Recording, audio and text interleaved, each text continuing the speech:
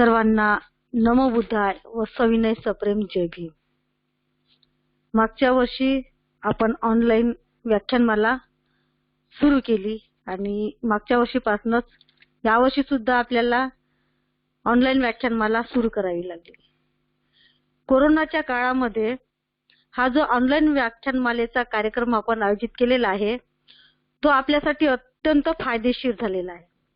कारण ह्या कोरोनाच्या काळामध्ये आपण जो ऑनलाईन व्याख्यानमालेचा कार्यक्रम चालू केला, ह्या व्याख्यानमालामध्ये आपल्याला प्रत्येकाला घर बसल्या व्याख्यान ऐकता येते।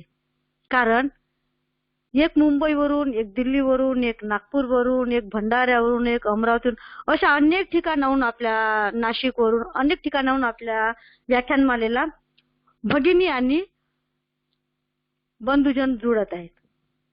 ह्या व्याख्यानमालेचा फायदा याच्यासाठी आपल्याला चांगला झालेला आहे की आपण आपल्या घरी बसून अनेक प्रकाराने धम्माचं श्रवण केलेलं आहे आणि या धम्मश्रवणामुळे आपल्या ज्ञानात बुद्ध धम्म संघाप्रती, डॉक्टर बाबासाहेब आंबेडकर यांच्या ज्ञानाप्रती आपल्या ज्ञानात भर होत गेलेली आहे।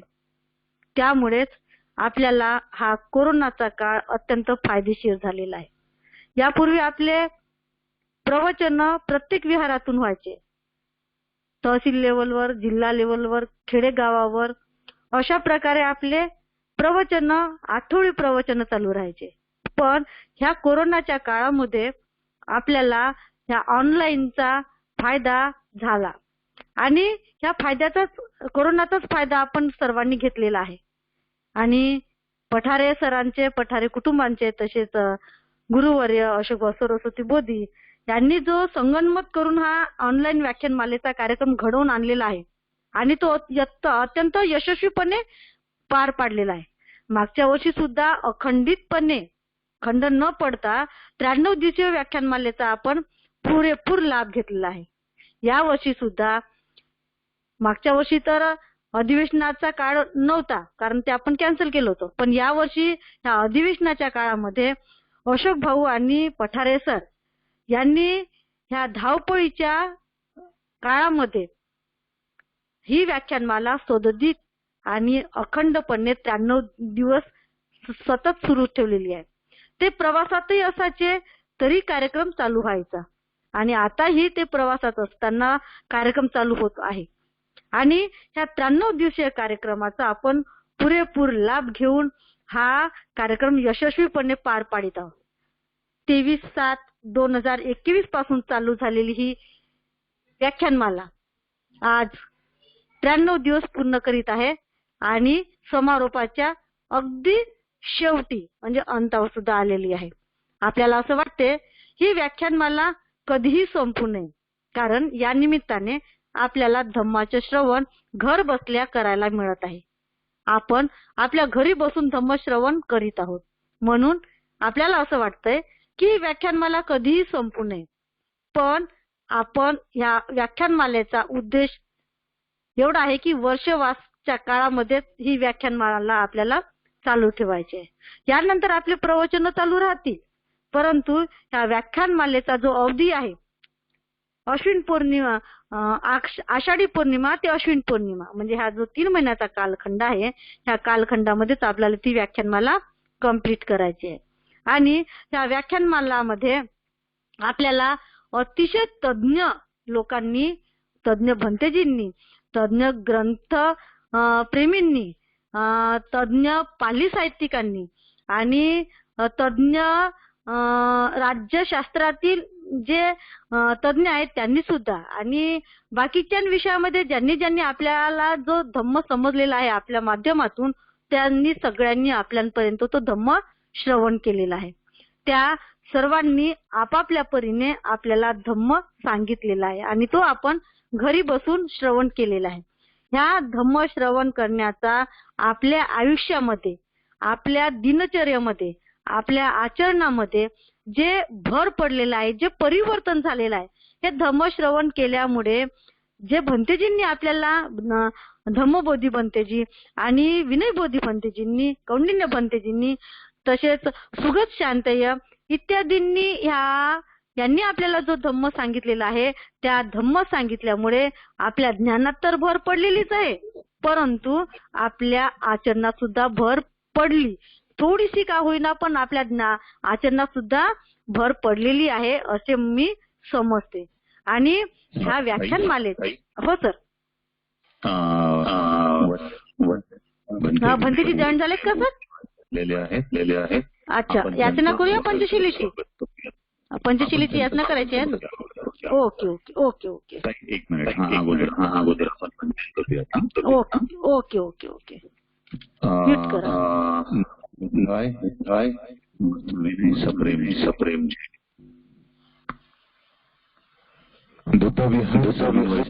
वतीने 2021 या वर्षीची ऑनलाईन वर्षावास व्याख्यानमाला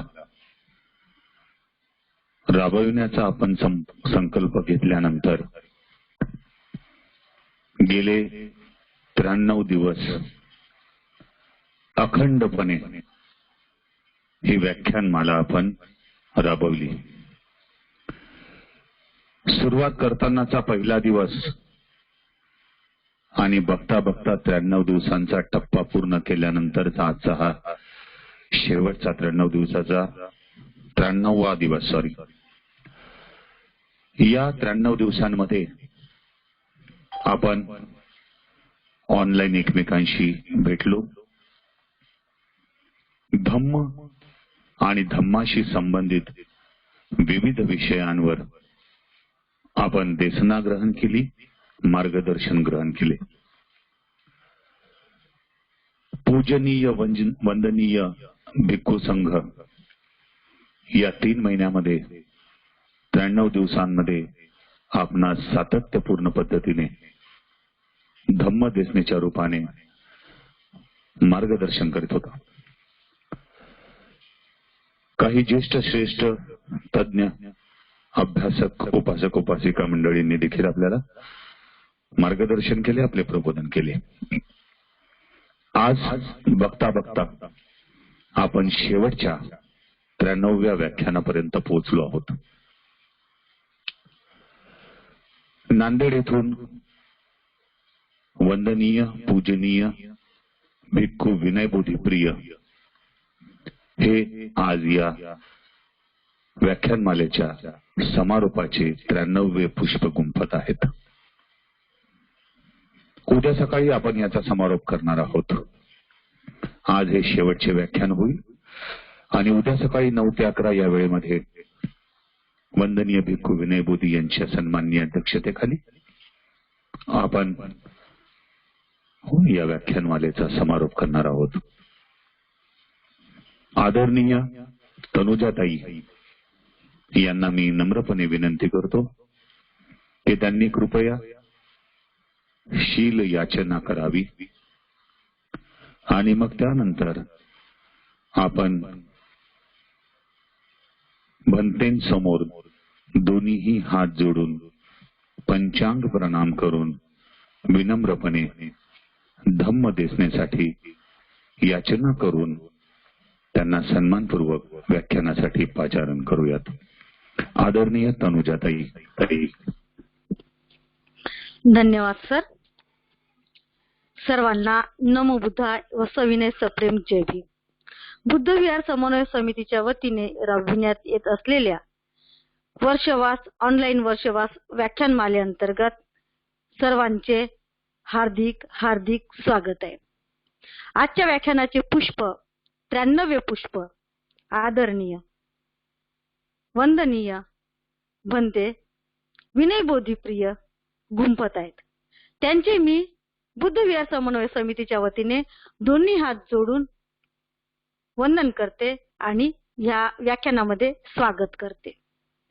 महाकारुणी तथागत सम्यक संबुद्ध विश्वरत्न डॉक्टर बाबासाहेब आंबेडकर, शिक्षणाचे प्रणेते फुले दाम्पत्य, 84,000 स्तूपाचे निर्माते प्रियदर्शी सम्राट अशोक, आरक्षणाचे जनक राजर्षी शाहू महाराज, छत्रपती शिवाजी महाराज, संत कबीर, संत गाडगे बाबा, तसेच माता रमाई, भीमाई, जिजाऊ, सावित्री इत्यादींच्या पावन स्मृतींना व विचारांना मी विनम्रतापूर्वक वंदन करते.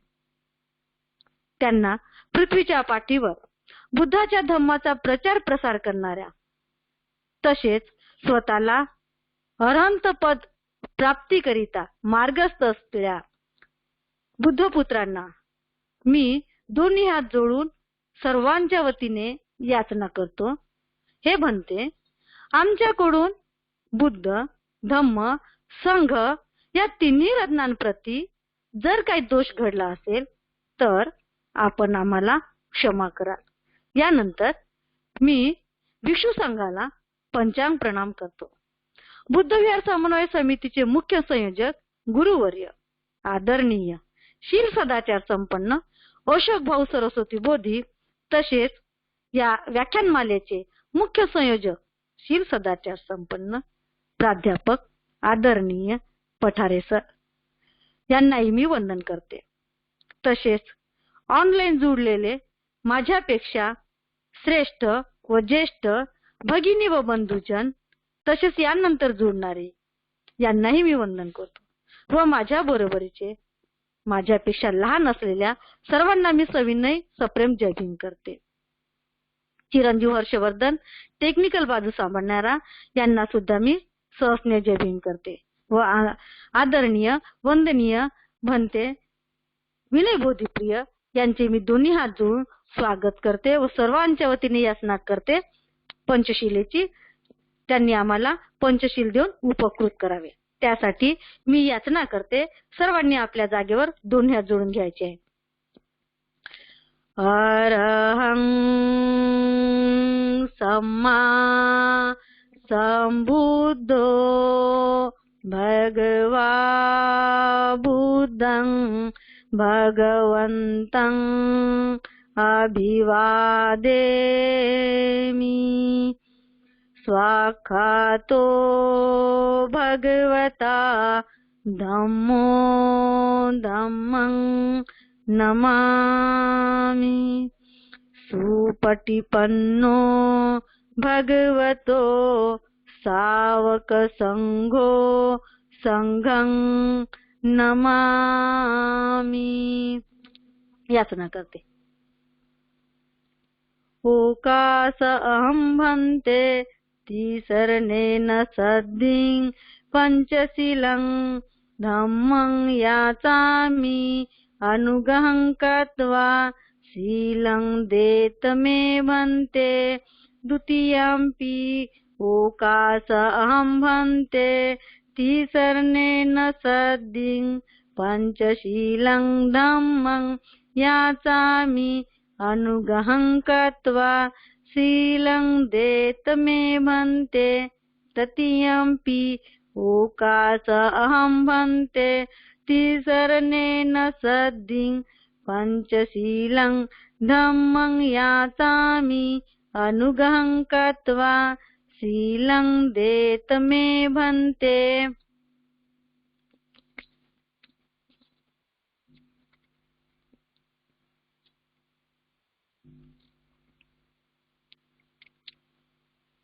भंतेजी जॉईन आहेत ना?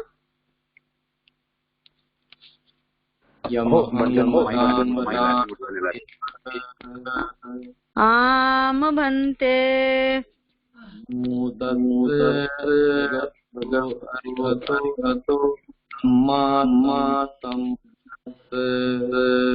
नमो तस्स भगवतो अरहतो सम्मा संबुद्धस्स. नमो तस्स भगवतो अरहतो सम्मा संबुद्धस्स. नमो तस्स भगवतो अरहतो सम्मा संबुद्धस्स. नमो तस्स अरहतो सम्मा संबुद्धस्स. नमो तस्स भगवतो अरहतो सम्मा संबुद्धस्स. बुद्धं शरणं गच्छामि. बुद्धं शरणं गच्छामि धम्मं शरणं गच्छामि धम्मं शरणं गच्छामि संघं गच्छामि संघं शरणं गच्छामि यं गच्छामि द्वितीयंपि बुद्धं शरणं गच्छामि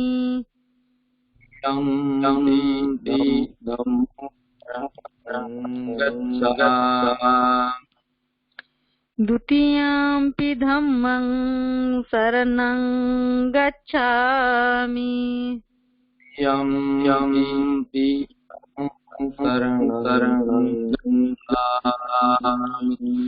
द्वितीयंपि संघं शरणं गच्छामि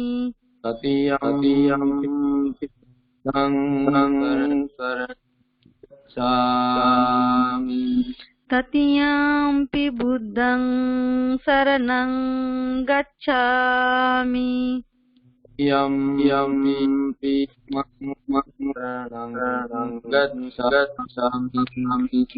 तृतीयंपि धम्मं शरणं गच्छामि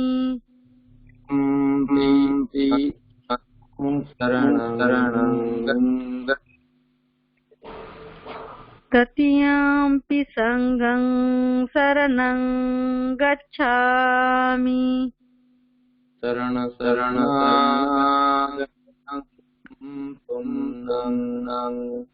आम भन्ते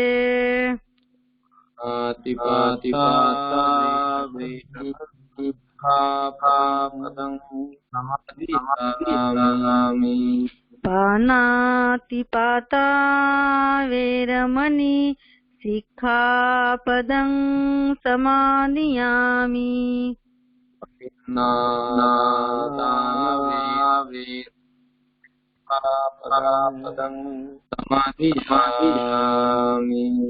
अधिन्नादाना वेरमणि सिक्खापदं समादियामि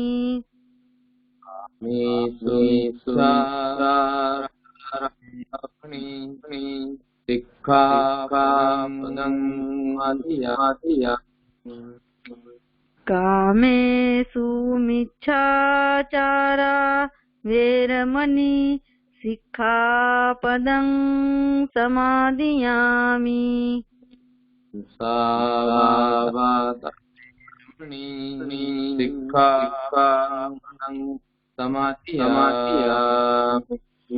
मुसावादा वेरमणि सिक्खापदं समादियामि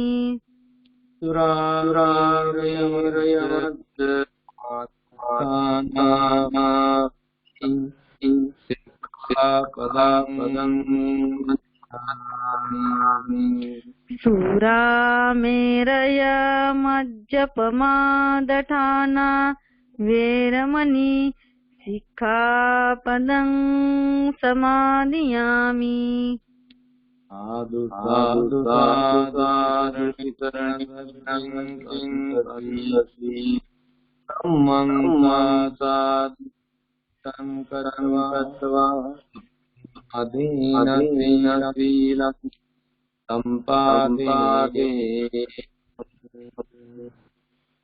आम भन्ते साधु साधु साधु इमाय धम्मानुधम्म पटिपत्या बुद्धं पूजेमि इमाय धम्मानुधम्म पटिपत्या धम्मं पूजेमि इमाय धम्मानुधम्म पटिपत्या संघं पूजेमि. सर्वांना मैत्रीपूर्ण जय भीम करते. या वर्षवास व्याख्यानमालेचा सुरुवात भंतेपासूनच झालेला आहे आणि या व्याख्यानमालेचा शेवट सुद्धा भंतेपासूनच होणार आहे. या व्याख्यानमालेचा शेवटचं पुष्प आदरणीय वंदनीय भंते विनय बोधीप्रिय गुंफत आहे. तरी सर्वांनी शांत चित्ताने त्या बुद्ध दर्शनशास्त्र यावर ते प्रबोधन करणार आहेत. तरी सर्वांनी ह्या बोधामृताचा अवश्य लाभ घ्यावा आणि या कार्यक्रमामध्ये आदरणीय वंदनीय भंतजींचं मी दोन्ही हात जोडून सर्वांच्या वतीने याचना करते की त्यांनी आपल्या बुद्ध दर्शनशास्त्र या विषयावर आपले व्याख्यान सुरू करावे.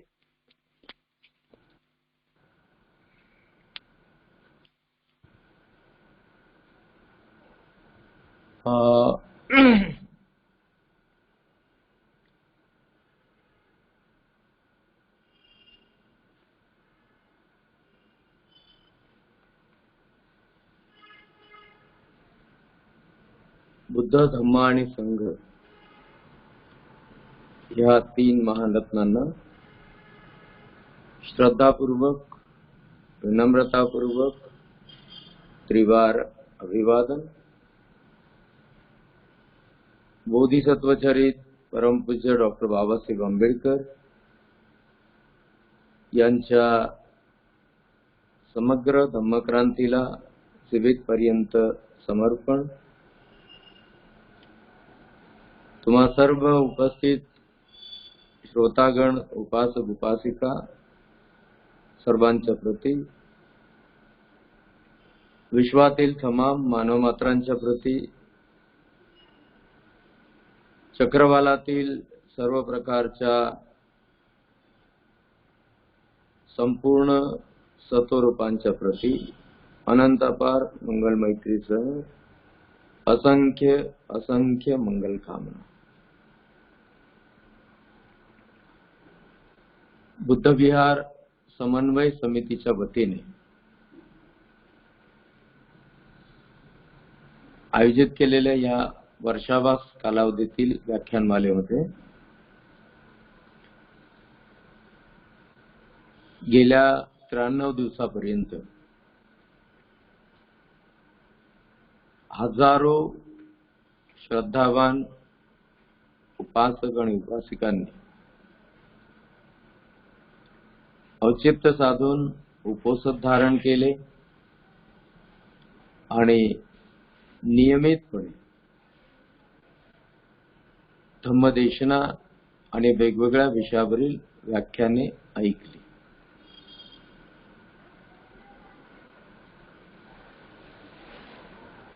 आपण आज थोडक्यात ह्याचा एक छोटासा परामर्श घेऊ. गेल्या 93 दिवसात जे जे उपक्रम आपण घेतले, नियमित या व्याख्यानमालेत क्रमशः उपस्थित राहण्याची मला संधी मिळाली नाही. त्यामुळे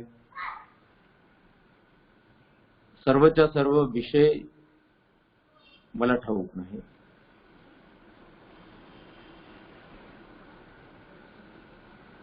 जे वक्ते किंवा जे व्याख्याते, जे प्रवचनकार भिक्खू होते, कोणत्या विषयावर कोणी कोणत्या प्रकारे कोणत्या स्वरूपात भाषण दिले, व्याख्यान दिले, प्रवचन दिले, ह्याबद्दल मला असे काही ज्ञात नाही. मध्ये मध्ये युट्यूबवर पाहण्याचा तसा मी प्रयत्न केला, पण मला तो पूर्ण अंदाज आला नाही, येऊ शकला नाही. मी स्वतःबद्दल या व्याख्यानमालेमध्ये आठवड्यातील एक दिवस जो मला मिळाला, 1-2 वेळा प्रकृतीच्या कारणाने, 1-2 वेळा ट्रॅव्हलिंगच्या कारणाने उपस्थित राहू शकलो नाही.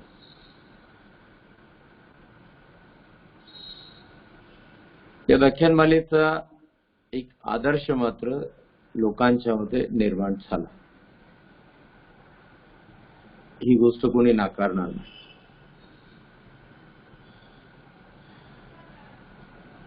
एक छोटीशी गोष्ट आहे, परंतु की नतावता धम्मदरो होती यावता बहुभासते योच अपंभि सुत्वान यो धम्मं कायेन पश्यते.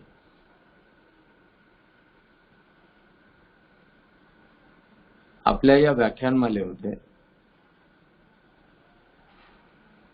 ज्यांनी व्याख्यान दिले, ज्यांनी भाषण प्रवचन दिले, भगवंतांनी म्हटलेल्या, भगवंतांनी संकेत केलेल्या, उपदेश दिलेल्या या 4 ओळीप्रमाणे त्याची दक्षता घेण्यात आली. केवळ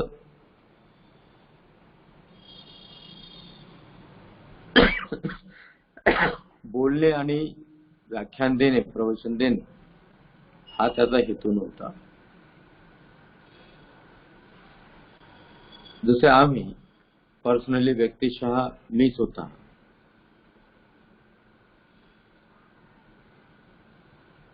जे विषय मला बोलावायचे त्या विषयावर बोलण्यापूर्वी दिवसभरात आजही तेच झाले की दिवसभरात एखाद्या वेळेला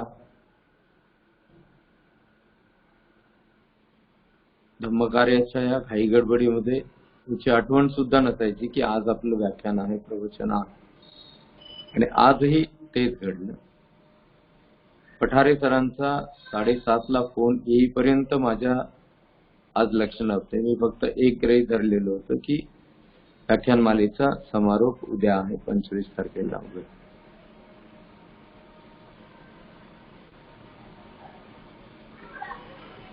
बुद्धाचा उपदेश समजून घेऊन सांगत असताना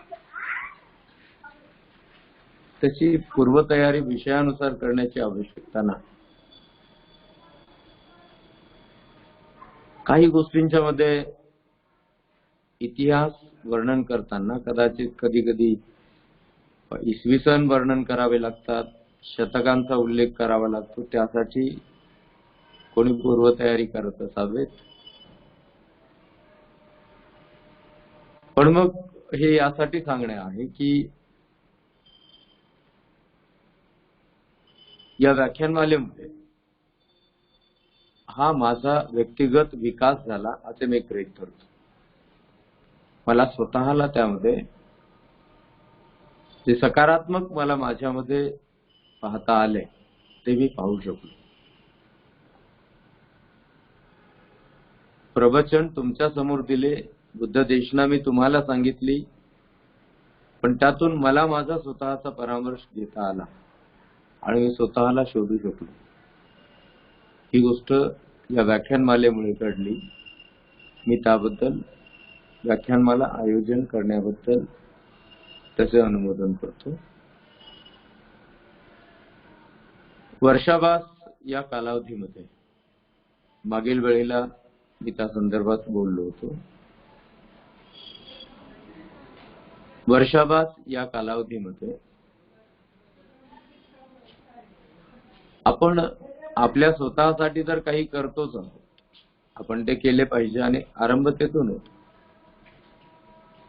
आम्ही भिक्खू जेव्हा प्रबुद्धीची याचना करतो त्यावेळेला सब्ब दुःखं निस्सरणं पबद्धं याचान आम्ही आमच्या आचार्यांच्या समोर याचना करतो की सर्व दुःखाचे मला माझ्या सर्व दुःखाचे मला निस्सरण करावायचे, निवारण करावायचे आहे. हे बनते आचार्यजी, यासाठी मला आपण प्रबोधना द्यावी. प्रबोधनेनंतर आमची उपसंपदा होत असताना 2 मुद्दे आमच्या समोर ठेवलेले असतात. आत्महित आणि परहित. भिक्खू जीवन जगण्याचा उद्दिष्ट हे अधिकांश लोकांना आपल्याकडे ठाऊक नाही. कदाचित काही भिक्खूंनाही ते ठाऊक नसावे. उपसंपदेच्या वेळेला जे आचार्य, गुरु, उपाध्याय असतात ते सर्व मिळून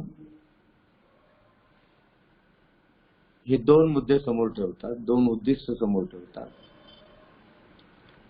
आजन्म उपसंपदा धारण करण्याचा हेतू आत्महिताचा आहे की परहिताचा, तो त्यांना सांगावा लागतो.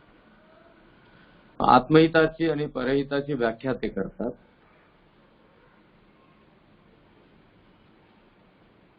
उपसंपदेनंतर तसं तर सुरुवातीला परिवेश असतो. ही गोष्ट तुम्हाला देखील जाणून घेण्याजोगी आहे की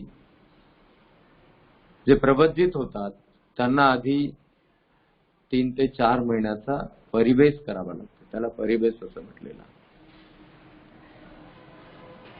अष्टशील उपोषध ग्रहण करून 3 ते 4 महिनेपर्यंत त्या प्रबज्जा घेऊ इच्छिणाऱ्यांनी आपल्या स्वतःला आधी परिशुद्धीच्या मार्गावर आरूढ करावायचं असतं. आचार्यांच्या सानिध्यात राहून आचार्यांच्या दृष्टीस पडेल की हा व्यक्ती, हा पुरुष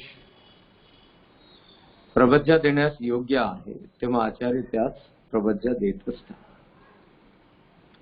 प्रबज्जेनंतर जे सेखी आहेत ते सर्व धारण करणे 75 सेखीय नवप्रबंधितांच्यासाठी त्या प्रबज्जेचा आधार असतात. हे धारण केल्यानंतर जे आचार्य ज्यांच्या सानिध्यामध्ये ते प्रबंधित असतात, जे श्रामणेर आपण त्याला म्हणतो, ते आचार्य त्यांना नियमितपणे धम्मविनय सांगत असतात.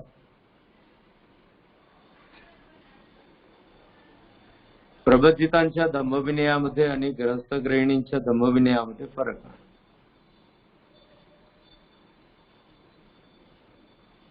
ती सूक्ष्मता त्या प्रबंधितांच्या श्रामणेरांच्या लक्षात ते आणून देतात आणि त्यानंतर आचार्यांना काही वर्षांनी जेव्हा असे वाटेल की हा श्रामणेर, हा प्रबंधित आता धम्मामध्ये रममाण होण्यास योग्य आहे, ती योग्यता त्यामध्ये आहे, तेव्हा ते आचार्य त्याला उपसंपदा घेण्याकरिता विचारणा करतात. उपसंपदा देत असताना मग ह्या दोन गोष्टी त्याच्या समोर ठेवल्या जातात. आत्महिताची व्याख्या अशी आहे की प्रबज्जेनंतर जे आचार्य आहेत त्यांच्या सानिध्यात काही वर्ष राहून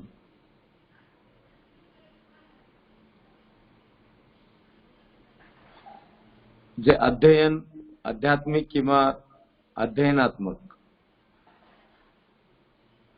आचरणिक, वैचारिक आणि व्यावहारिक पातळीवर उपसंपदित भिक्खूंना जो धम्म ग्रहण करावा लागतो तो या नव भिक्खूने, नव उपसंपदित भिक्खूने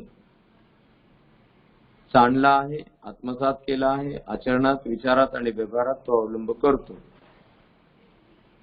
असे जेव्हा आचार्यांना दृष्टीस पडेल तेव्हा आचार्य त्या भिक्खूंना अनुमती देतात. जा आणि अरण्यात राहून वृक्षाच्या मुळाशी निवास करून अरण्यातच जीवितपर्यंत राहून कोणत्याही व्यावहारिक धर्मामध्ये न पडता एकटेपणाने निरपराध जीवन जगून निर्वाणाच्या गतीला प्राप्त करणे, हे आत्महित त्या नव उपसंपदित भिक्खूच्या समोर ठेवले जाते. परहिताचा अर्थ सांगितला जातो की उपसंपदेनंतर काही वर्ष आचार्यांच्या, उपाध्यायांच्या सानिध्यात राहून स्वतःच्या धर्मविनयाला विकसित केले आणि आचार्यांच्या, उपाध्यायांच्या लक्षात आले, त्यांना दृष्टीस पडले, तर ते अनुमती देतात. त्यावेळेला आत्महित साध्य झाले आणि भविष्यामध्ये आत्महित हा केंद्रबिंदू आहे. कारण प्रबज्जा मागत असताना पब्बज्जंग याचामी असं म्हणून ती प्रबज्जा मागितली आहे. सब दुःख निसरणं, माझ्या दुःखाच्या निवारणासाठी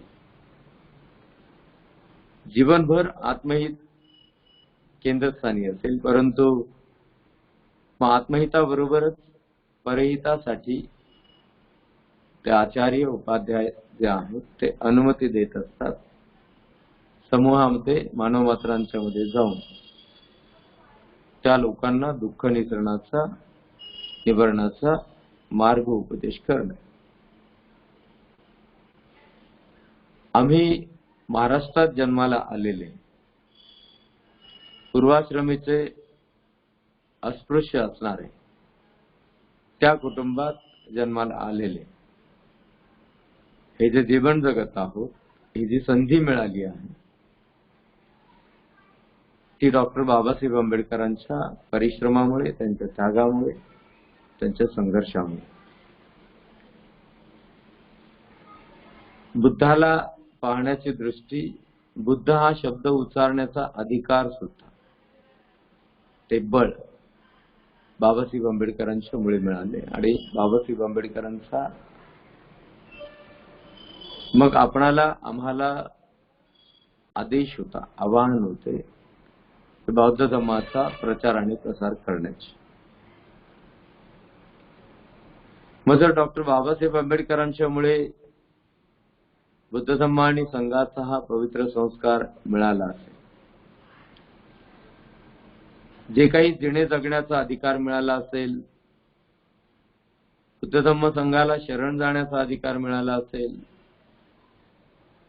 तर बाबासाहेब आंबेडकरांच्या आवाहनाचा स्वीकार केल्याशिवाय आम्हाला आमचे आत्महित सुद्धा साध्य करता येणार नाही.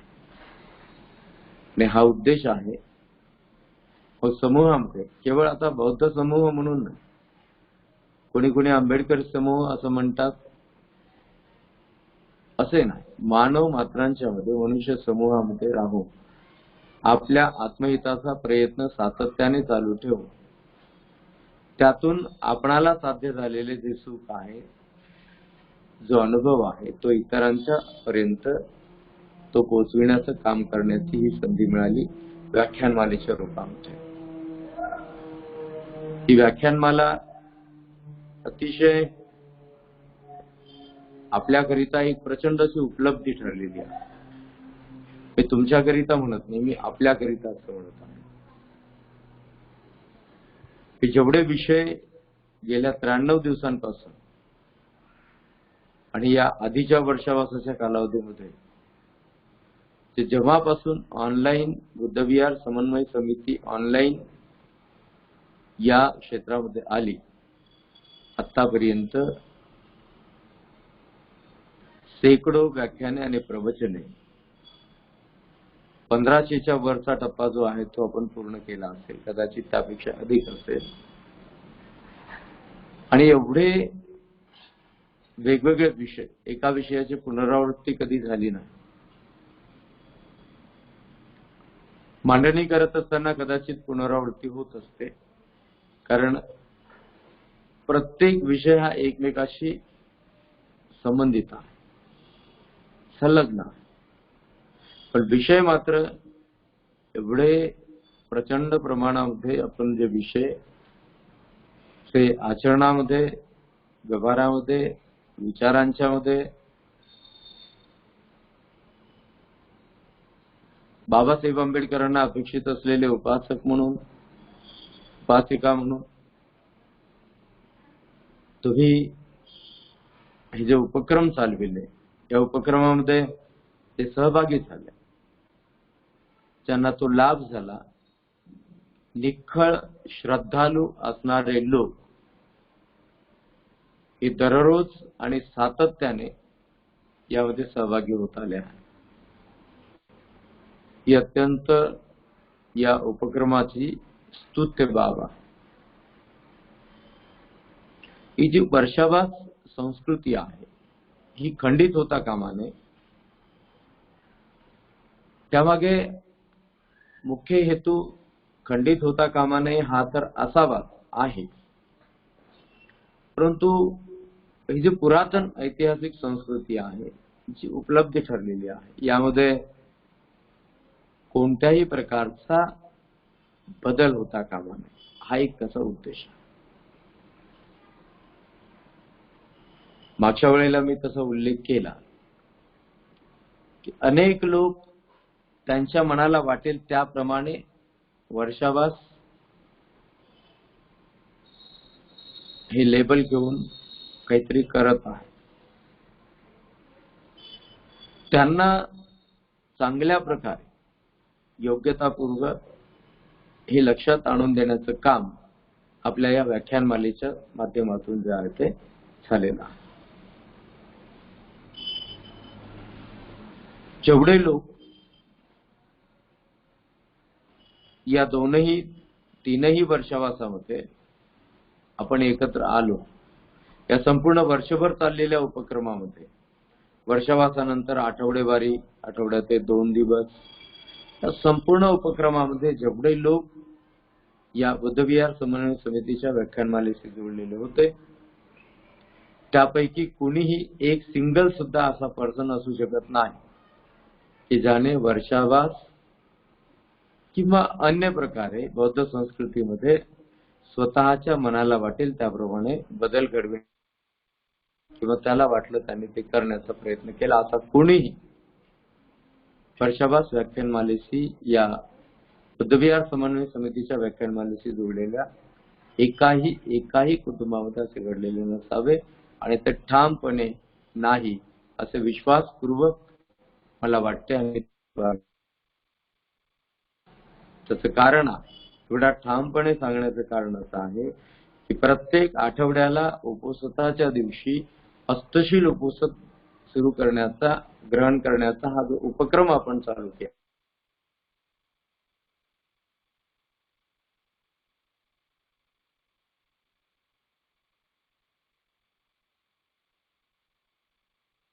घडून येणारे बदल व्यक्तिगत जीवनात नव्हते, ते संपूर्ण कुटुंबामध्ये त्यामुळे झालेली प्रगती, त्यामध्ये घडून आलेले बदल, या सर्व गोष्टी आपणाला दर आठवड्याला जर अनुभव करण्यासाठी मिळत होत्या, तर मग चुकीच्या मार्गाने आपण का जाणार?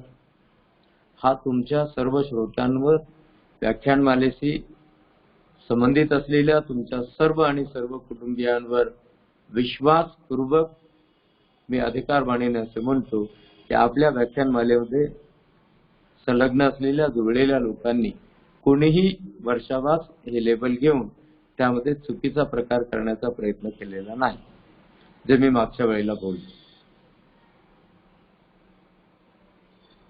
जे करणाऱ्या, जे करत आहे त्याला आपणाला थांबवायचं आहे. मग एवढ्या मोठ्या संख्येने जर आपण तयार झालो आहोत, तुम्ही तयार झाला आहात, तुम्हाला त्याचे मूल्य पटलेले आहे, तर अनेक तुमचे मित्र असतील, तुमचे शेजारी असतील, तुमचे नातेवाईक असतील, जे परिचित जण असतील, जर ते वर्षावास या लेबलचा चुकीच्या पद्धतीने अवलंब करत असतील, तर तुम्ही या व्याख्यानमालेशी संलग्न असलेल्या श्रोत्यांनी, उपासकांनी त्यांना ते लक्षात आणून दिलं पाहिजे.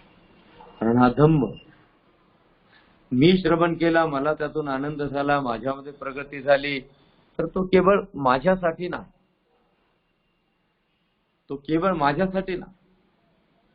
मग आपणाला अनेकांच्या पर्यंत पोहोचविण्याचं ते पुण्य करावायचं. या ऑनलाईनच्या माध्यमातून तर ते अनेकांच्या पर्यंत गेलं. 150 पर्यंत कुटुंब जर आपल्याकडे एकत्र आले, एका कुटुंबातील 5 लोक आपण गृहीत धरले, तर 150 गुणिले 5 एवढी प्रचंड संख्या एका दिवसाला दररोज आपल्या सोबत असायची. म्हणजे हा उपक्रम एवढा साधारण नाही, असाधारण असा हा उपक्रम आहे. बाबासाहेब आंबेडकरांच्या या धम्मक्रांतीला, बाबासाहेब आंबेडकरांच्या कल्पनेनुसार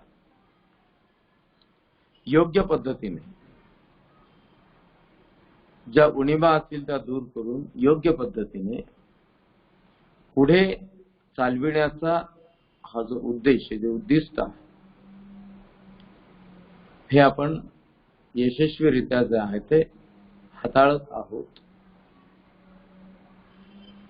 यामध्ये वृद्धी झाली पाहिजे, यामध्ये वाढ झाली पाहिजे, यामध्ये विकास झाला पाहिजे, प्रगती झाली पाहिजे. हे सगळं कसं होईल? पण जर यामुळे मला आनंद मिळाला तर का म्हणून मी माझ्या शेजाऱ्यांना आनंद देऊ नये? ज्यामुळे मला आनंद मिळाला तो आनंद मी माझ्या नातलगांना का देऊ नये? दोस्त मित्रांना का देऊ नये? परिचितांना तो आनंद का देऊ नये? आणि इतरांना तो आनंद मिळवून देण्यासाठी मी परिश्रम का करू नये?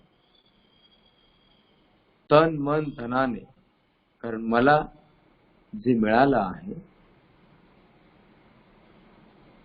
ते मोठ्या परिश्रमाने मिळालेलं आहे.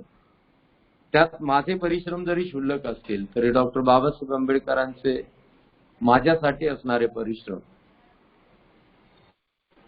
अशोक सम्राटाचे बौद्ध धर्माचे अस्तित्व कायम राहावे यासाठी वेगवेगळ्या स्वरूपामध्ये केलेले परिश्रम, भगवान सम्यक संबुद्धांनी बुद्धत्व प्राप्त करण्याच्या समयी केलेले परिश्रम, पराक्रम, आणि 45 वर्ष बुद्धत्वाचे जीवन जगत असताना लोकांना धम्म सांगण्यासाठी केलेले पराक्रम, जे परिश्रम आहे त्याचे मूल्य किती प्रचंड होईल. माझ्या पूर्वी ही बौद्ध संस्कृती 2600 वर्षापर्यंत अस्तित्वात राहण्यासाठी जेवढ्या लोकांनी अगदी तथागतांच्या पासून, भगवान सम्यक संबुद्धांच्या पासून, संत कबीर जरी असतील तरी त्यांनी जे नव्याने लोकभाषेमध्ये लोकांना कळेल अशा शब्दामध्ये जे त्या दोह्याच्या रूपामध्ये वर्णन केले त्यामध्ये संपूर्ण बुद्ध संदेश आहे. त्यानंतर जे कोणी बुद्धाच्या या संदेशाला, या धम्माला लोकांच्या मध्ये रुजविण्याचा प्रयत्न करतात आणि अलीकडच्या काळात विशेष म्हणजे आपल्यासाठी, आपण म्हणजे एक विशिष्ट वर्ग ना, या देशातल्या संपूर्ण बहुजनांच्यासाठी, या देशातल्या तमाम नागरिकांच्यासाठी बाबासाहेब आंबेडकरांनी जे कष्ट उपसले, जो दिशानिर्देश बाबासाहेब आंबेडकरांनी केला, त्याचे मूल्य शब्दात वर्णन करणे हे कोणालाही शक्य होणार नाही. मग आपण किती धन्य आहोत.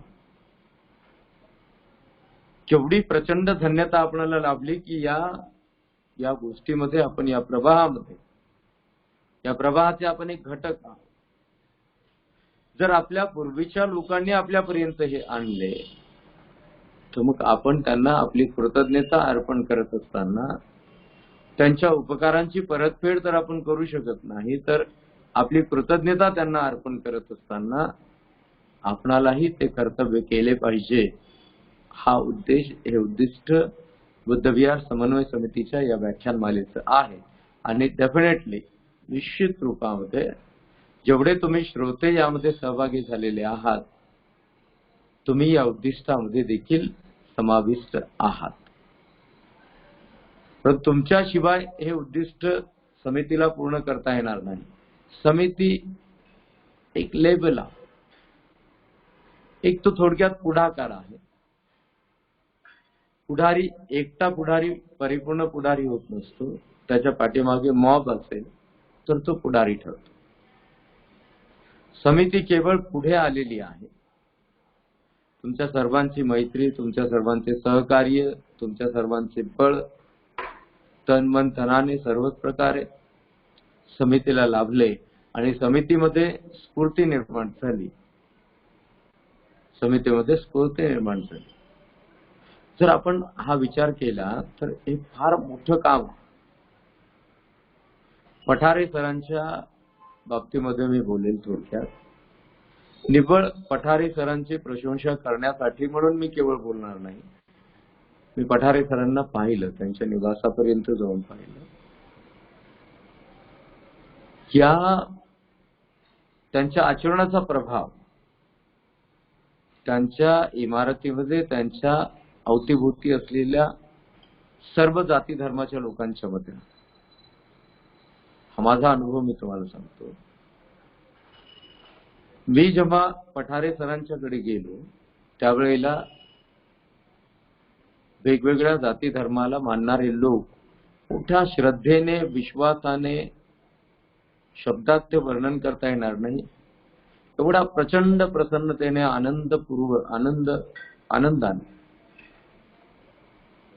भिक्खू म्हणून माझ्याकडे पाहून त्यांनी धम्मदेशना ऐकण्याची इच्छा व्यक्त केली. ती केवळ एका दिवशी नाही, आपल्या व्याख्यानमालेमध्ये त्यापैकी इतर जाती धर्माचे लोक पठारे सरांच्या प्रेरणेने सहभागी होतात. मोठ्या श्रद्धेनं, मोठ्या विश्वासानं ते बुद्धाने दिलेल्या सुखमार्गाचं आश्वासन स्वीकार करतात. हे केवळ मी पाहिलेलं एक उदाहरण मी तुम्हाला लक्षात आणून देत आहे. दुसरी महत्वाची गोष्ट, पठारे सरांचंच नाव का घ्यावं?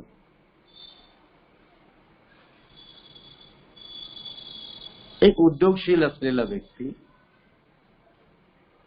ज्यांना कुटुंब आहे, कौटुंबिक कार्य आहे, कौटुंबिक जबाबदारी आहे, आणि तरी सुद्धा गेल्या 93 दिवस पर्यंत दररोज न चुकता हा खटाटोप त्यांनी यशस्वीरित्या राबवला. कुठलाही त्यांचा त्यामध्ये पब्लिसिटीचा किंवा अन्य कोणत्याही स्वरूपातला हेतू नव्हता. आपली तुलना इतरांशी करणे हे अज्ञान. तुलना म्हणून नव्हे, परंतु सर्वप्रथम सुरू झालेली व्याख्यानमाला ही बुद्धविहार समन्वय समितीच्या माध्यमातून सुरू झालेली आहे, सर्वात पहिल्यांदा. आणि मग ती महाराष्ट्रभर पसरली. आता महाराष्ट्रातील काही लोक, वेगवेगळ्या शहरातील लोक व्याख्यानमाला, प्रवचनमाला आयोजित करत आहेत. त्यांचे जर 100 व्याख्यान झाले तर त्याला शतकोत्तर व्याख्यानमाला असं नाव देत आहे. 200 जर प्रयोग झाले तर त्याला ते द्विशतकोत्तर असं नाव देत आहेत. म्हणजे जे उद्दिष्ट त्याचं आहे ते त्यावरून स्पष्ट होतं. आपणाला सर्वांना मिळून सामूहिकरित्या ही जबाबदारी स्वीकारायची आहे. डॉक्टर बाबासाहेब आंबेडकरांचा आदेश, त्यांचं आव्हान पुढे न्यायचं. बरं, हा एक्सपिरियन्स आपण करत आहोत. काही लोकांच्या मध्ये त्या चुका घडल्या, आपण त्या पाहिल्या की धम्मदेशना भगवंतांनी म्हटलेलं आहे, किच्चान सद्धम्म सवनं, किच्चा सद्धम्म सवनं. सद्धम्म श्रवण करण्यास मिळणे हे दुर्मिळ आहे, दुर्लभ आहे आणि कठीण आहे. सद्धम्माची देशना कशी श्रवण करावी?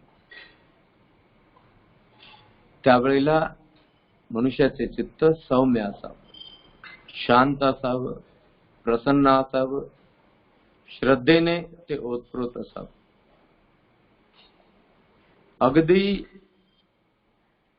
या आंतरिक धर्मामध्ये, स्वभावामध्ये ह्या गोष्टी असाव्यात.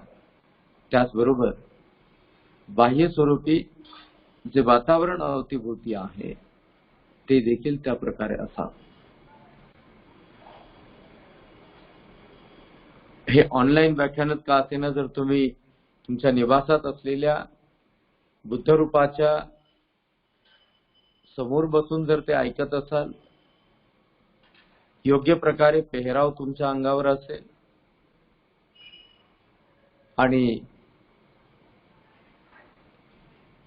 जे काही तुम्ही यामध्ये सहभागी होत आहात त्याचे उद्दिष्ट निव्वळ त्या दिवसाचे, त्यावेळेचे तेच असेल, तर मग मात्र तुम्ही देखील त्याचे मोजमाप करू शकणार नाहीत की हा किती प्रचंड आनंद आहे, हे किती प्रचंड सुख आहे, किती प्रचंड यामध्ये प्रसन्नता, श्रद्धेचा कसा विकास आहे.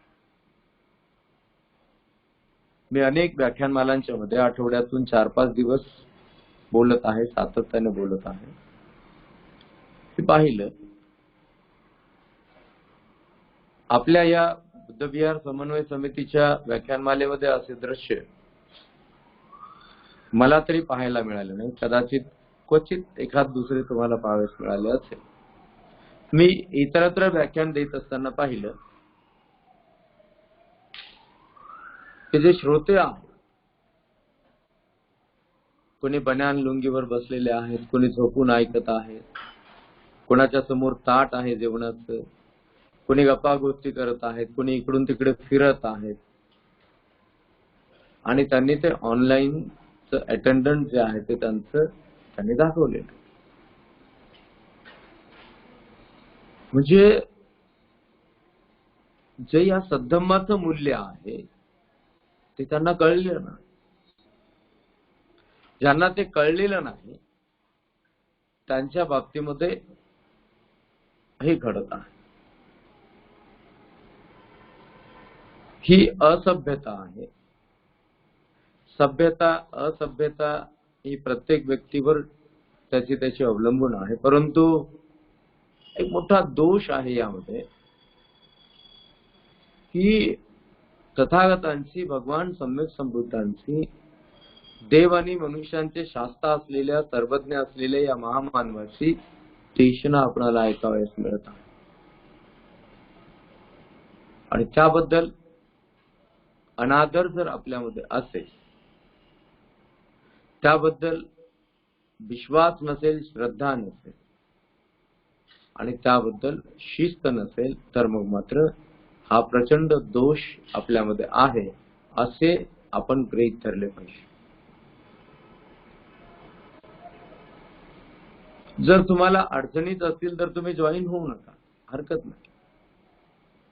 पण मात्र तुम्ही जॉईन होत असाल आणि जॉईन होण्याचा विचार जर तुमचा आहे तर मग त्यामध्ये मात्र ह्या उणिवा असता कामा नये. अशी निष्ठा, अशी श्रद्धा, असा विश्वास, असा ठाम निश्चय आपल्या या बुद्धविहार समन्वय समितीच्या व्याख्यानमालेमध्ये आपल्या सर्व लोकांच्या मध्ये दिसून आला, तो दृष्टीस पडला. या व्याख्यानमालेमध्ये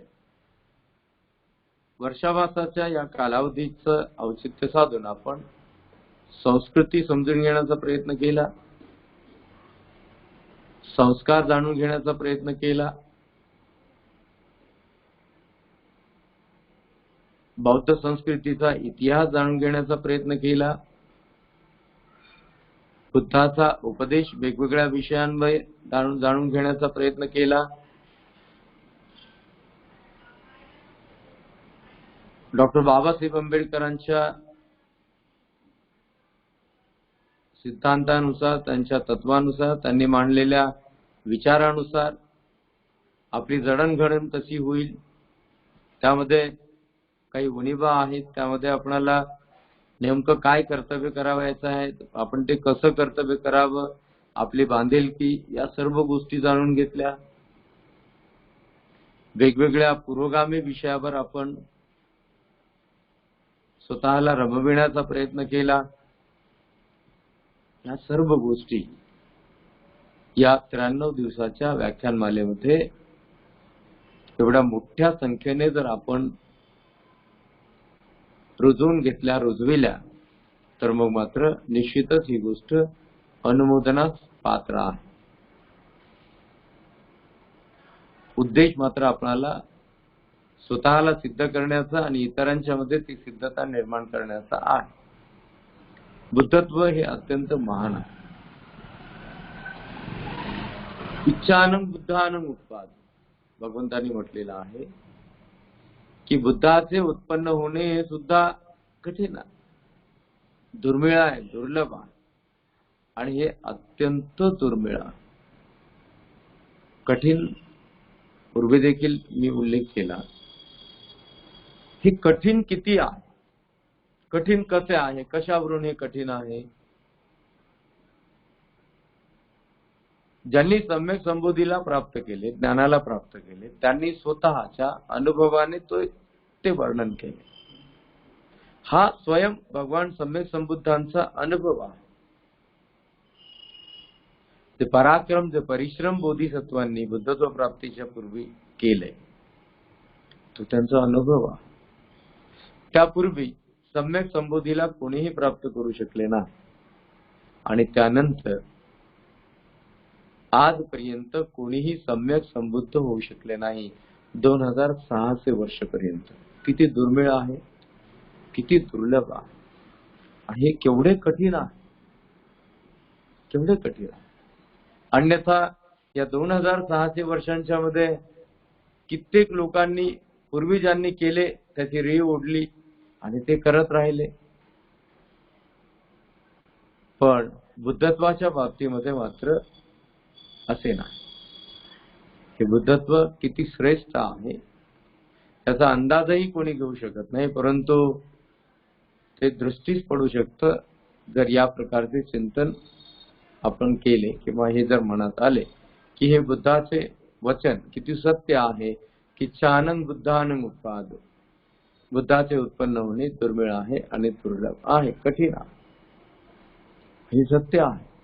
आणि मग जर हे एवढे कठीण आहे बुद्धाचे उत्पन्न होणे, तर त्याच बुद्धत्वाला सम्यक संबोधीला प्राप्त केलेल्या, सर्वज्ञ अवस्थेला प्राप्त केलेल्या या भगवान सम्यक संबुद्धांनी देव आणि मनुष्यांचा शास्त्र असणाऱ्या या महामानवांनी मानव कल्याणाकरिता 45 वर्षपर्यंत अहोरात्र परिश्रम केले, त्याचे मूल्य काय असावे. त्या तथागतांच्या पराक्रमामध्ये, परिश्रमामध्ये एक धुळीचा कण जरी मला प्राप्त झाला तरी माझे जीवन हे सिद्ध होईल, माझे जीवन हे सिद्ध होईल, साध्य होईल. कारण ते साधन आहे. बुद्धत्व हे माझ्या सिद्धतेसाठी साधन आहे. बुद्धांनी दिलेला संदेश, बुद्धांनी केलेला उपदेश, भगवंतांनी सांगितलेला मार्ग हे माझ्यासाठी साधन आहे.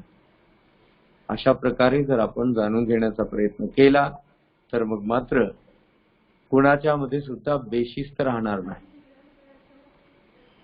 कुणाच्या मध्ये सुद्धा बेशिस्त राहणार नाही. कारण जे प्राप्त केले त्यासाठी किती प्रचंड पराक्रम करावे लागले, परिश्रम करावे लागले. आपणाला ते सहज मिळाले याचा अर्थ असा नाही की त्याचे मूल्य नाही. जसे जसे जेवढे खोल पर्यंत जाणून घेण्याचा प्रयत्न करू लागलो तेवढं सूक्ष्मपणे जाणून घेता आलं की या सर्व बाबींचं मूल्य किती प्रचंड आहे. आणि जर मी त्यामध्ये लीन होण्याचा संकल्प करतो, जर मी त्यामध्ये लीन आहे, रममाण झालेलो आहे, तर मग मात्र मला त्याचे पुण्यप्रताप प्राप्त झाल्याशिवाय राहणार नाही. हा काही व्यवहार नाही. बौद्ध धर्मामध्ये, बौद्ध संस्कृतीमध्ये कुणालाही कोणत्याही प्रकारचा व्यवहार करता येणार नाही. आणि म्हणून ह्या ज्या गोष्टी आहेत, हे जे काही उपक्रम आपण करीत आहोत, हे जे काही परिश्रम तुम्ही सर्वजण मिळून करीत आहात, हे सर्व आपल्याकरिता हितकारक आहे. या वर्षाभास कालावधीमध्ये जेवढे अधिक धारण करता येईल तेवढे अधिक धारण केले पाहिजे. आणि उर्वरित कालावधीमध्ये जे काही धारण केलेले आहे प्रात्यक्षिकरित्या सातत्याने त्यामध्ये आचरण स्वरूप, विचार स्वरूप आणि व्यवहार स्वरूप अनुसरण केले पाहिजे. हा आपला त्यामागचा उद्देश. भगवंतांनी गौरवशाली जीवन जगण्याचा मार्ग सांगितला. हा गौरव दुसऱ्यांनी जर कोणी एखाद्या व्यक्तीचा गौरव केला तर तो गौरव एक दृश्य आहे. अनेकदा अधिकांश स्वरूपामध्ये गौरव ही औपचारिकता आहे. अधिकांश विषयामध्ये किंवा प्रसंगामध्ये गौरव ही आजकाल औपचारिकता आहे. तो गौरव तथागतांना अपेक्षित नव्हता. जर इथे मानव मात्रांना गौरव प्राप्त करावायचा असेल तर आपण जे सत्यवचन आतापर्यंत गेल्या 93 दिवसामध्ये श्रवण केले ते चित्तामध्ये समाविष्ट करून घेतले पाहिजे. सातत्याने त्यामध्ये चिंतनशील असले पाहिजे. आणि ज्या प्रकारे चिंतनशील, ज्या स्वरूपामध्ये, ज्या मार्गामध्ये चिंतनशील आहात, त्या प्रकारचे चिंतनानुसार दृष्टीस पडलेल्या मार्गाचे मार्गक्रमण आचरणिक, वैचारिक आणि व्यावहारिक स्वरूपामध्ये केले पाहिजे. तर या उपलब्धीचे मूल्य आपल्याला कळेल. आणि मग भगवंतांनी म्हटले की छंग शब्दम श्रवण, शब्दम श्रवण करणे हे दुर्मिळ आहे, दुर्लभ आहे आणि कठीण आहे. ते आपल्याला धारण करता येईल. बुद्धत्व प्राप्तीच्या पूर्वी बोधिसत्वांनी जे प्रचंड परिश्रम केले ते न भूतो न भविष्यती असे होते. ते आपल्याकरिता आदर्श ठरावेत. बुद्धत्व प्राप्त केल्यानंतर जी कृतज्ञता, जी नम्रता बुद्धत्वामध्ये आहे, जी करुणा बुद्धत्वामध्ये आहे, हे सर्व गुण आपल्यासाठी आदर्श ठरावेत. आणि त्या आदर्शवत त्याच स्वरूपात जर आपण त्याचे अवलंबन करावे तर तो खरा आपला गौरव आहे. तो खरा गौरव म्हणजे भगवंतांना जो गौरव अपेक्षित होता, जे गौरवशाली जीवन जगणे भगवंतांनी ज्याला म्हटले, ते इतरांनी केलेल्या गौरवाचे वर्णन नाही, तर स्वतःचा गौरव जेव्हा मनुष्यामध्ये उत्पन्न होतो की मला स्वतःला शोधतो, तेव्हा मी स्वतःला शोधत असताना मी असे पाहतो, मी असे जाणतो की माझे आचरण हे योग्य आहे. जी अयोग्यता मला दृष्टीस पडते त्याच क्षणाला मी त्या अयोग्य आचरणाला दूर करतो. याचाच अर्थ असा, प्रत्येक क्षणाला जो मनुष्य आपल्या आचरणाचे परीक्षण करतो, त्याबद्दल पूर्णपणे सावधान असतो, प्रत्येक क्षणाला जो मनुष्य आपल्या चित्तामध्ये उत्पन्न झालेल्या विचारांचे परीक्षण करतो, त्याबद्दल सावधान राहतो, आणि प्रत्येक क्षणाला जो मनुष्य आपल्या व्यवहाराचे परीक्षण करतो आणि त्याबद्दल सावधान राहतो, तर त्याच्या आचरणाची, विचारांची आणि व्यवहारांची छाप इतरांच्यावर पडू लागते. आणि मग इतरांच्यावर जेव्हा त्याची छाप पडेल आणि त्या व्यक्तीकडे पाहून, त्या पुरुषाकडे किंवा स्त्रीकडे पाहून इतर जण, अन्य मनुष्य जर ते आचरण, विचार आणि व्यवहार धारण करतील तर त्यांच्या मनामध्ये उत्पन्न झालेला जो गौरव आहे त्याला शब्दात वर्णन करण्याची काय आवश्यकता आहे? हा मनुष्य चांगला आहे, तो अमुक आहे, तो धमुक आहे, हे सांगण्याची आवश्यकता आहे. याचाच अर्थ असा की गौरवशाली जीवन जगा असं बुद्ध सांगतात. हा गौरव जर प्राप्त करावायचा असेल तर श्रोत्र गुण आपल्यामध्ये असला पाहिजे, संकलन करण्याचा गुण आपल्यामध्ये असला पाहिजे, आत्मसात करण्याचा गुण आपल्यामध्ये असला पाहिजे. हे तुम्ही लक्षात घेतले पाहिजे. आणि हे जर लक्षात घेऊन तुम्ही श्रोते म्हणून जर ते श्रवण करीत आहात, तो गुण तुमच्यामध्ये आहे. आपल्या विवेकाला जागृत ठेवून, आपल्या सतत विवेक बुद्धीला जागृत ठेवून, जे सत्य आहे त्याचा स्वीकार करून जर त्यामध्ये रममाण होण्याचा पराक्रम तुम्ही करत असाल तर मग मात्र तथागतांनी जे कष्ट केले, जे पराक्रम केले, जे परिश्रम केले, डॉक्टर बाबासाहेब आंबेडकरांनी आपणाला मानवतेचा अधिकार मिळवून देण्यासाठी जे पराक्रम केले त्याप्रती ती आपली कृतज्ञता असेल. त्याचबरोबर त्या सर्व गोष्टींचे मूल्य आपणाला कळलेले असेल.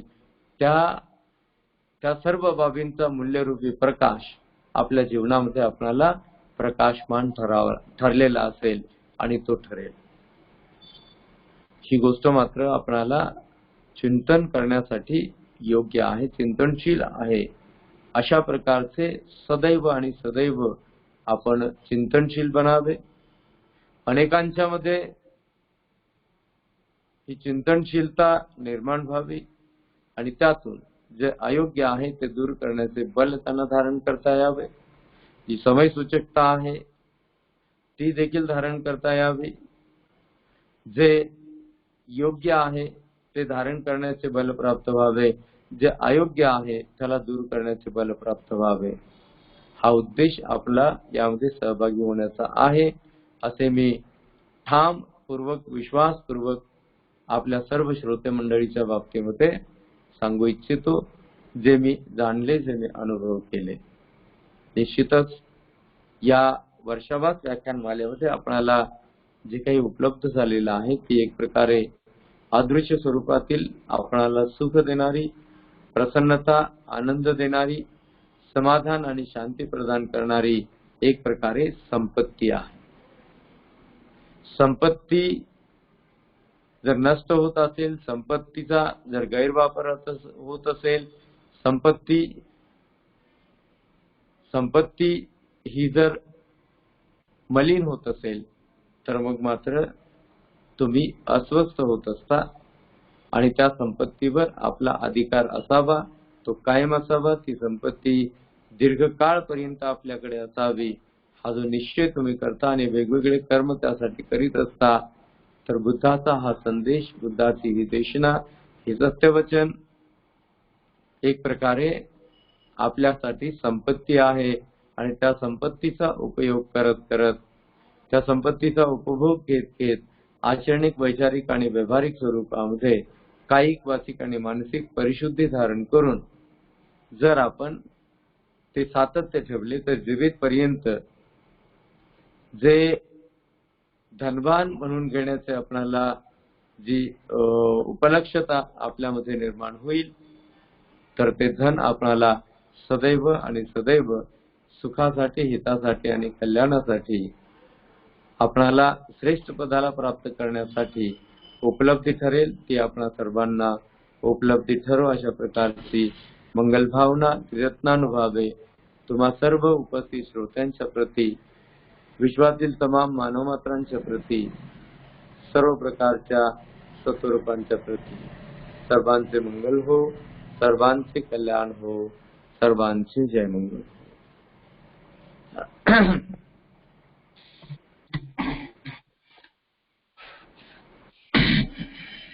साधु साधु साधु.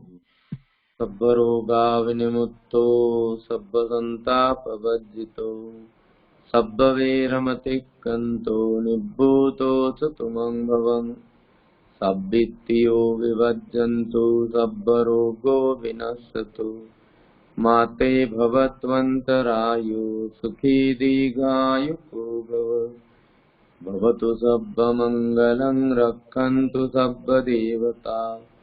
सब्बबुद्धानुभावेन सदा सुखी भवन्तु ते.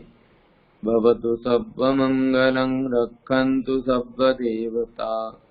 सब्बधम्मानुभावेन सदा सुखी भवन्तु ते. भवतु सब्बमङ्गलं रक्षन्तु सब्बदेवता. सब्बसङ्घानुभावेन सदा सुखी भवन्तु ते.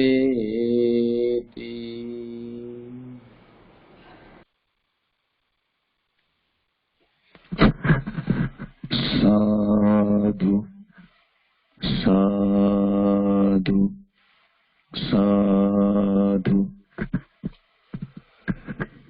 वंदनीय भिक्खू विनय बोधी यांनी गेल्या 93 दिवसांमध्ये बुद्ध दर्शन शास्त्र या अत्यंत अत्यंत महत्वपूर्ण अशा विषयावर आपणा सर्व उपासक उपासिका बंधू भगिनींस अत्यंत मौल्यवान असे उपयुक्त देशनारूपी मार्गदर्शन केले आहे. भंतेंची वाणी म्हणजे बोधामृत आहे. आपण सर्वजण या देशनेने उपकृत झालेलो आहोत. बुद्ध विहार समन्वय समितीच्या वतीने तसेच या 93 दिवसीय व्याख्यानमालेसाठी जे उपासक उपासिका बंधू भगिनी नियमितपणे उपस्थित होते त्या सर्वांच्या वतीने दोन्ही हात जोडून पंचांग प्रणाम करून वंदनीय भंतेंच्या समोर नतमस्तक होऊन भंतेंचे आभार व्यक्त करतो. भंते, आम्ही सर्वजण उपकृत झालो आहोत आणि आपले कायम ऋणी राहू. खूप खूप धन्यवाद. यानंतर मी आदरणीय तनुजाताई यांना विनंती करतो की त्यांनी कृपया मंगल मैत्री मंगल कामना धम्मपालन गाथा घ्यावी. आदरणीय तनुजाताई. धन्यवाद सर. आदरणीय वंदनीय भंतींनी आपल्याला अतिशय उद्बोधक बुद्ध दर्शन शास्त्र या क्लिष्ट विषयावर सोप्या सोपी भाषेमध्ये आपल्याला आजपर्यंत जे मार्गदर्शन केलं त्याबद्दल मी बुद्धविहार समन्वय समितीच्या वतीने आदरणीय भंतींचे दोन्ही हात जोडून नतमस्तक होऊन आभार मानते. आपली तब्येत बरोबर नसताना सुद्धा आपण आम्हाला उपदेश केलेला आहे त्याबद्दल सुद्धा मी आपले आभार व्यक्त करते. ज्यांनी ज्यांनी ह्या व्याख्यानाला आपला अमूल्य वेळ देऊन धम्मश्रवण केलेला आहे त्या सर्वांचे मी बुद्धविहार समन्वय समितीच्या वतीने आभार व्यक्त करते. तसेच चिरंजीव हर्षवर्धन यांनी टेक्निकल बाजू सांभाळलेली आहे त्यांचे सुद्धा मी बुद्धविहार समन्वय समितीच्या वतीने आभार मानते. तसेच ज्यांच्या घरी मृत्यू झाला असेल त्यांच्या कुटुंबाप्रती मंगल कामना करूया. ज्यांच्या घरी कोणी आजारी असेल त्यांच्या प्रती आपण मंगल कामना करूया. स्वतःप्रती मंगल कामना करूया. इतरांच्या प्रती मंगल कामना करूया. मित्रांविषयी मंगल कामना करूया. तसेच शत्रूंविषयी सुद्धा मंगल कामना करूया. पृथ्वीच्या पाठीवर असलेल्या सर्वांविषयी मंगल कामना करूया. यासाठी मी मंगल कामनेला सुरुवात करते. सर्वांनी दोन्ही हात जोडून घ्यायचे आहे. सबका मंगल हो, सबका मंगल हो, तेरा मंगल मेरा मंगल, सबका मंगल हो, सबका मंगल हो. दृश्य और अदृश्य सभी जीवों का मंगल हो रे. जल के तल के और गगन के प्राणी सुखिया हो, सबका मंगल हो. 10 दिशाओं के सब प्राणी मंगल लाभी हो रे. निर्भय हो निराभय बने सब, सभी निरामय हो, सबका मंगल हो. फिर से जागे धम्म जगत में, फिर से होवे जन कल्याण. जागे जागे धम्म जगत में, होवे जन कल्याण, होवे जन कल्याण. राग द्वेष मोह दूर हो जावे, जागे शील समाधि ज्ञान.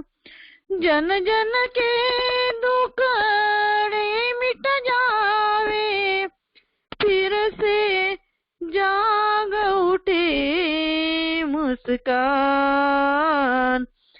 जाग उठे मुस्कान, जागे जागे धम्म की वाणी, मंगल मूल्य महाकल्याणी। जागे बुद्ध सदृश कोई ज्ञानी, होए सुखी सब जग के प्राणी। सबका मंगल सबका मंगल हो, सबका मंगल हो। तेरा मंगल मेरा मंगल, सबका मंगल हो, सबका मंगल हो। धम्मपालन गाथा। सब पाप सकरणं, कुशल उपसंपदा, सचित्त परियोदपनं, एतं बुद्धान शासनं।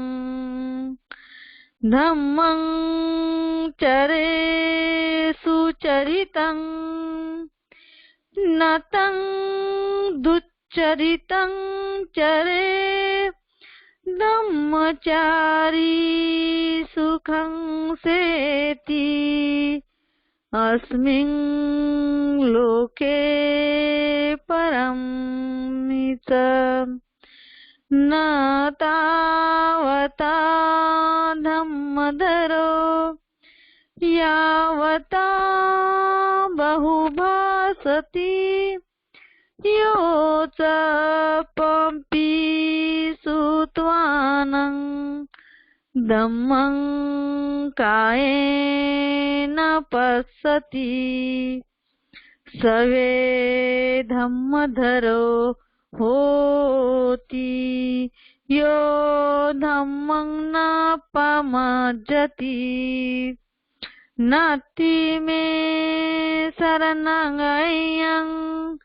बुद्धो मे शरणं वरं, ये तेन सच्चवज्जेन, होतु मे जय मंगलं।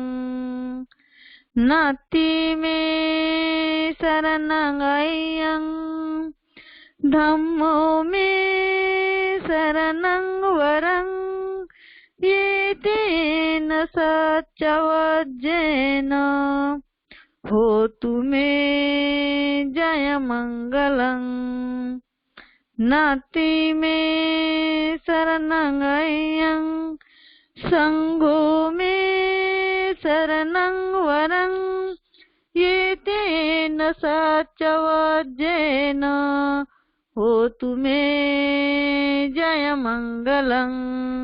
साधु साधु साधु। इमाय धम्मानुधम्म पटिपत्या, बुद्धं पूजेमि। इमाय धम्मानुधम्म पटिपत्या, संघं पूजेमि।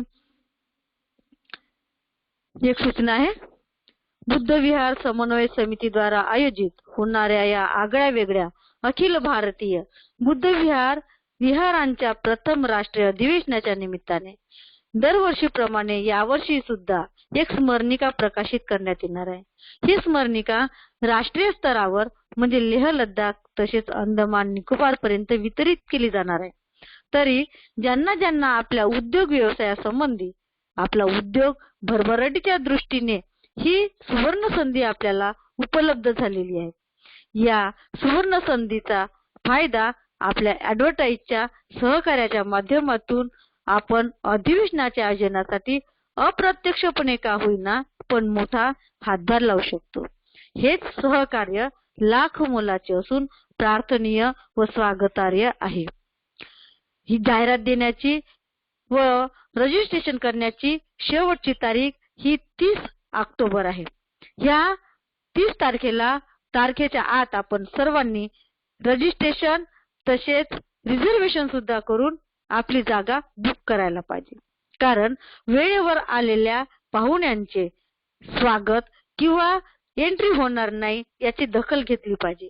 कारण हा आयोजित आणि नियोजित कार्यक्रम असल्यामुळे सर्वांना याची सूचना ही 3 महिन्यापासूनच देण्यात येत आहे. तरी सर्वांनी या सूचनेचा आदर करावा आणि सर्वांनी याचा लाभ घ्यायला पाहिजे. लवकरात लवकर 30 तारखेच्या आत आपली ॲडव्हर्टाइज आणि आपले रिझर्वेशन आणि रजिस्ट्रेशन करून घ्यायचे.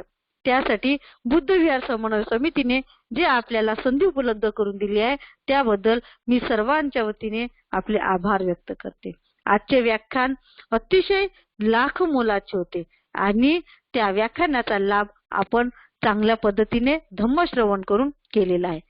बनतेंनी आपल्याला अतिशय सुंदर आणि चांगल्या पद्धतीने मार्गदर्शन केलेले आहे. आचरणात आणण्याचा आपण सर्वांनी प्रयत्न केला पाहिजे.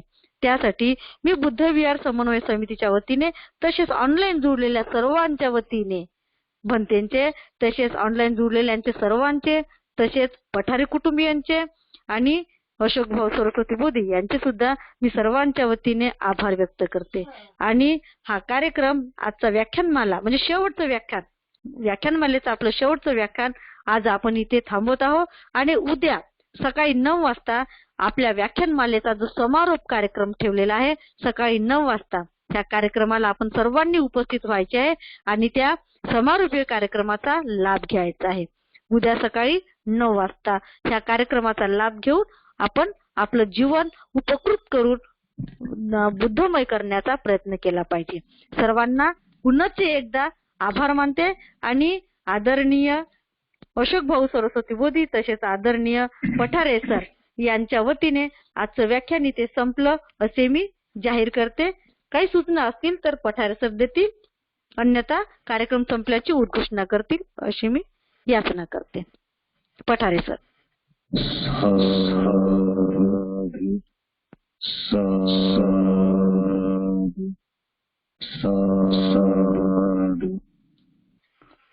वंदनीय भिक्खू विनय बोधीप्रिय यांचे आपण सर्वजण पुनश्च मनापासून आभार व्यक्त करूयात.